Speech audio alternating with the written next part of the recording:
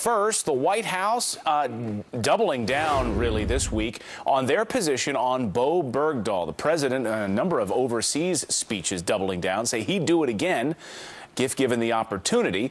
And now Susan Rice, of course, who came out and talked about that Bergdahl had served with honor and distinction, has doubled down on her comments, saying what she was referring to was more like this. Take a listen. I realize there's been a lot of discussion and controversy around this, but what I was referring to is the fact that this was a young man who volunteered to serve his country in uniform at a time of war. That is itself a very honorable thing. They're not backing down. So everyone who's in the military is serving with honor and distinction by definition, even those serving time in the brig for murder or whatever. As long as you're in the military, you're there with honor and distinction. It's an insane point of view. Doesn't make any sense. And by the way, it's an insult to the people who are serving with honor and distinction, and there are an awful lot of them. Or the families of those who were killed going and trying to find him after this desertion took place. Charles Crownhammer has a much different take on exactly what it means to be distinguished in the military. Listen. Well, the oldest rule in politics is when you're in a hole, stop digging. And this is a hole you cannot escape from.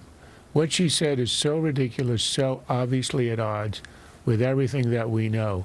The fact that he put on a uniform doesn't distinguish him from anybody else in the military.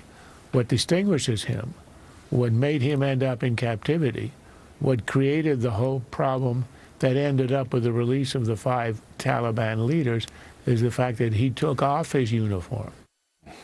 And what may be astounding about this most, or at least very startling, is the way that the New York Times has come out with a couple of pieces. One of them saying that it's Republican operatives who are trying to slam the president. Here's another quote that we'd like to bring to you.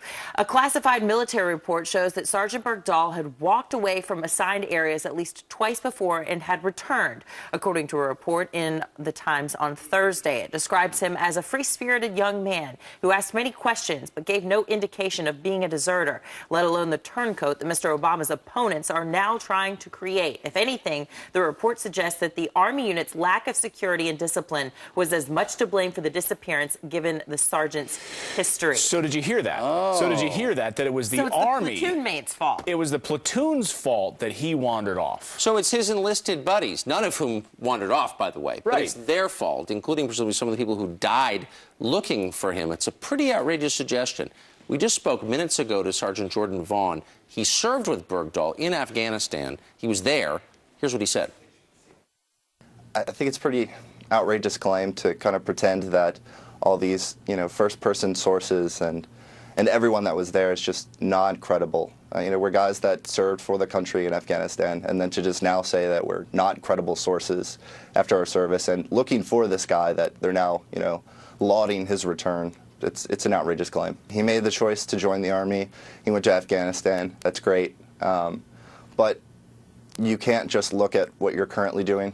You have to look back. And looking back, he left the unit. He abandoned the post. He deserted.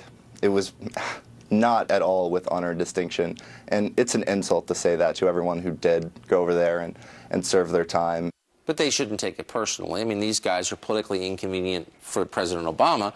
Therefore, lapdogs like the New York Times are going to attack them as crazy, as psychos, as disreputable, because, they're hurting Obama. Well, and I also love the quote in the piece, too, that he was a free spirit. And he just would ask a lot of questions. And he was just sort of allowed to float around like some sort of hippie, flower sniffer. I'm just going to go wander the hills. No, that's not what you do. That's not what you do. It's not the platoon's fault that he was like this. No, and politics aside, we heard from another soldier who served alongside Bergdahl, and he said, you know what, I don't care if you're Democrat or Republican or Jedi, he said, we all have this American flag on our shoulder, and everybody around us is our brother. We would have died for him, and he just left us. Let us know your thoughts on this. We'll have much more, including Governor Huckabee, coming up a little bit later in the show. But first, some headlines now. Yeah, we want to get